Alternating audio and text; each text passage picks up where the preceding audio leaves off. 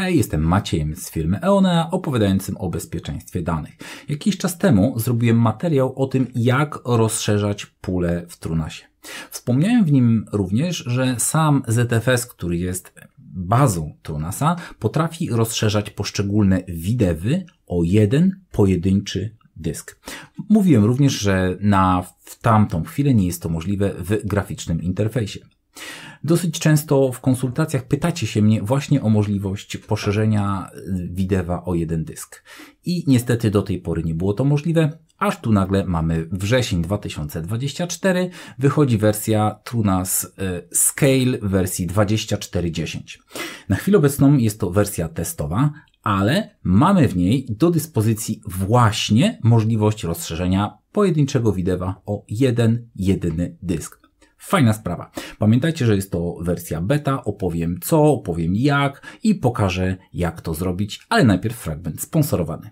Jeśli potrzebujecie naszego wsparcia w projektowaniu, wdrażaniu lub utrzymaniu infrastruktury związanej z wirtualizacją, zdalnym dostępem lub pamięcią masową TrueNAS, to zapraszamy do kontaktu. Jeśli nie potrzebujecie naszego wsparcia, a podoba Wam się to, co robimy, to lajkujcie, subskrybujcie, sami wiecie. A teraz do kontentu. Dodawanie pojedynczego dysku do widewa jest jak najbardziej świetną funkcją, ale pamiętajcie, że na chwilę obecną wersja TrueNAS, w której jest to zaimplementowane, jest wersją beta. Nie róbcie tego na produkcyjnych danych, testy jak najbardziej, natomiast absolutnie na chwilę obecną jeszcze trzymajmy się z dala z tą funkcjonalnością od naszych produkcyjnych danych.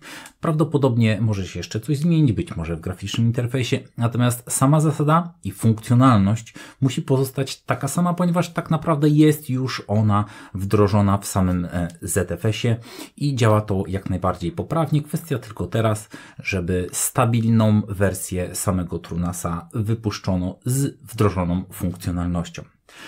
I tak jak w dużych rozwiązaniach w wypadku korporacji czy średnich przedsiębiorstw, czy miejsc, gdzie naprawdę mamy dużo danych, ta funkcjonalność nie jest jakoś specjalnie oczekiwana, ponieważ tak czy inaczej tych dysków będzie tam tak dużo i nie będzie to miało znaczenia, nie będzie to miało tak dużego znaczenia, czy dokładamy pojedynczy dysk, czy posługujemy się całymi widewami, dodając po 2, 3, 4 nowe widewy.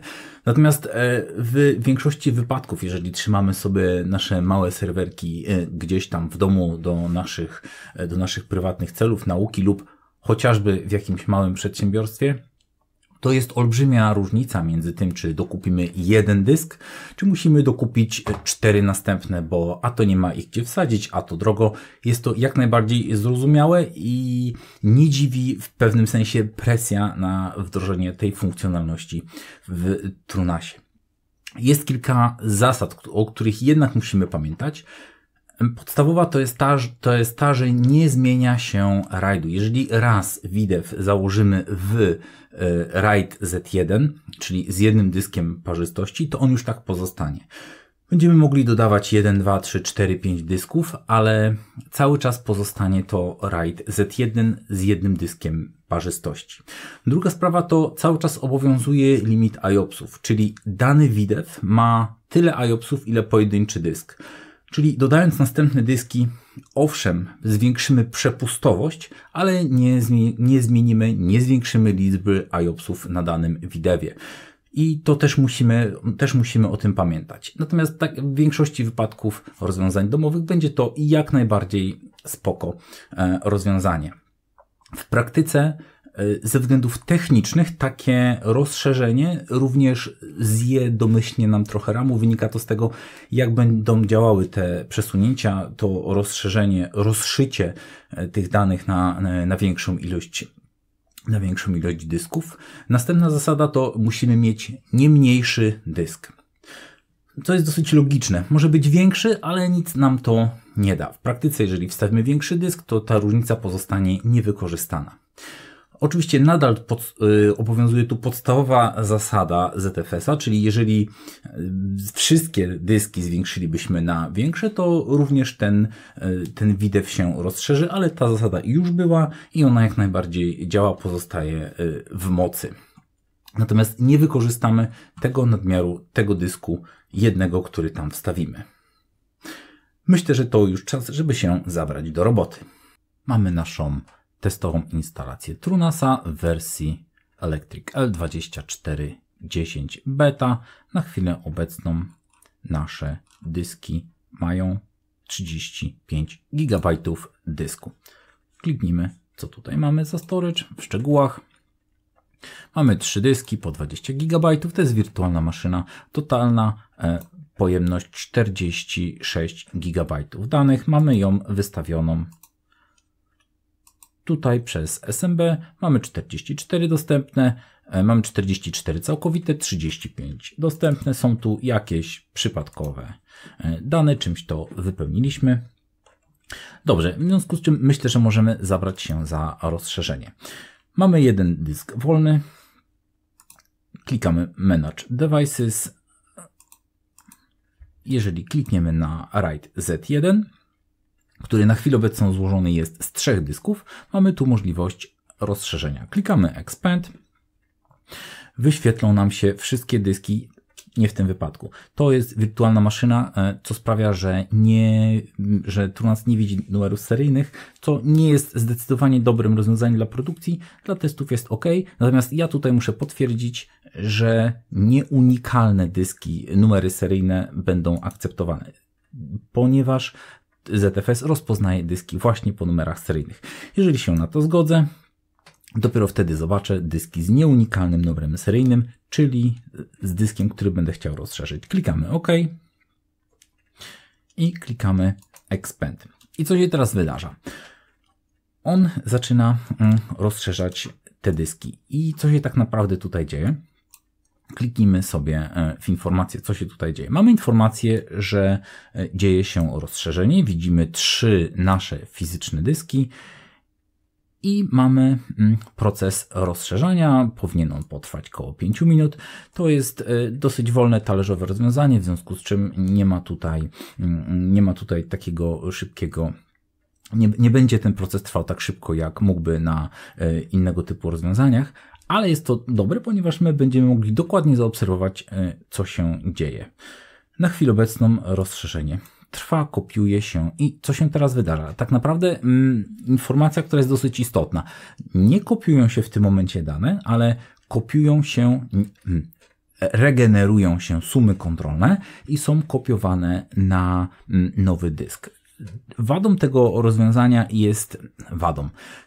rozwiązania jest to, że dane nadal pozostają na 3 dodatkowych dyskach, na tych 3, które już mamy. Na dodatkowym dysku na chwilę obecną będą przesunięte tylko sumy kontrolne. Chwileczkę to potrwa. I mamy taka akcja jest dosyć obciążająca dla procesora, ponieważ on te sumy kontrolne musi jeszcze raz wyliczyć. Jeżeli będziemy chcieli doprowadzić do sytuacji, prowadzi to troszeczkę do sytuacji niezrównoważenia, bo na 3 dyskach mamy dane, na jednej mamy sumy kontrolne i to nie będzie to nie będzie po prostu zrównoważone rozwiązanie. Jeżeli chcielibyśmy to rozwiązanie zrównoważyć, musimy po prostu doprowadzić do nadpisania tych danych. Żebyśmy pozwolili jeszcze raz mu rozrzucić wszystkie te dane, musimy je spróbować zapisać jeszcze raz. Nie ma żadnego mechanizmu, który byłby na chwilę obecną triggerowany i który by mówił: hej, stało się coś, musimy to jeszcze raz przepisać, bądź też zapisać to w jakiś inny sposób. Tego mechanizmu nie ma. Więc jeżeli chcemy dojść do sytuacji, w której ZFS będzie od tego momentu ładnie i zgrabnie rozpraszał nam dane z równym obciążeniem na wszystkich dyskach, musimy je po prostu tam nadpisać jeszcze raz. Na chwilę obecną mamy 45%, jeszcze chwileczkę to potrwa. Super, skończył rozszerzanie. Na chwilę obecną za chwileczkę rozpocznie się proces skrabowania. OK, już się zaczyna odbywać. W tym momencie sprawdza, czy wszystkie dane są spójne. Mamy informację, że odbyło się rozszerzanie i w tym momencie odbywa się scrap. Zobaczmy, jak to wygląda. Wróćmy do naszego storage'u. Na chwilę obecną mamy 59 GB i nasz WIDEW składa się z 9 dysków. Jeszcze możemy tylko sobie spojrzeć. Mieliśmy 33, po odświeżeniu mamy 48 GB wolnego miejsca. Wszystko poszło zgodnie z planem i wszystko zadziałało. To super. Ale teraz co tu się stało od wewnątrz? Spójrzmy sobie w reporting.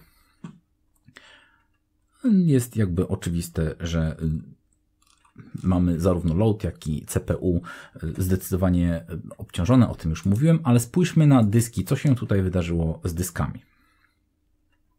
To jest pierwszy nasz dysk, jest dyskiem systemowym. Drugi, trzeci, czwarty były w pierwotnym widewie. I możemy tutaj zobaczyć, co się wydarzyło. A czwarty dysk to jest ten, który właśnie dodaliśmy. Co tu się wydarzyło? Przez pierwszy okres mamy sytuację, w której mamy dużo odczytów, mamy wykonywane sumy kontrolne i zapisywane je na czwarty dysk. Czyli z 3 dysków czytamy i wpisujemy sumy kontrolne na czwarty.